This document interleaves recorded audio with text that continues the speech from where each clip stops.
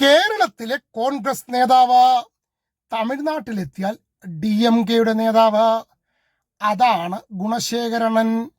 പാലക്കാട് ഗോപാലപുരം മൂങ്കിൽ മട സ്വദേശി. തമിഴ്നാട്ടിൽ എന്തോ തണ്ണിക്കച്ചവടമാണെന്ന്. താമസം കേരളത്തിൽ, ബിസിനസ് അങ്ങ് തമിഴ്നാട്ടിലും. അതുകൊണ്ടാണല്ലോ ഇപ്പൊ പോലീസുകാർക്കൊപ്പം നിൽക്കേണ്ടി വരുന്നത്.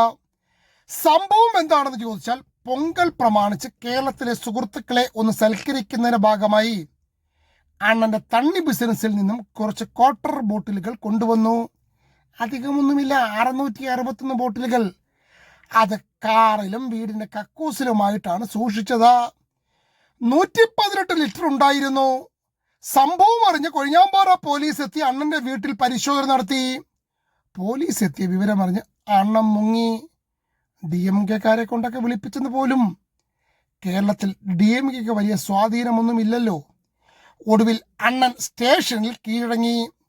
ഇതോടെ അണ്ണന് ഒരു കാര്യം മനസ്സിലായി: തമിഴ്നാട്ടിൽ കാണിക്കാത്ത അഭ്യാസം കേരളത്തിൽ എടുക്കരുതെന്ന്.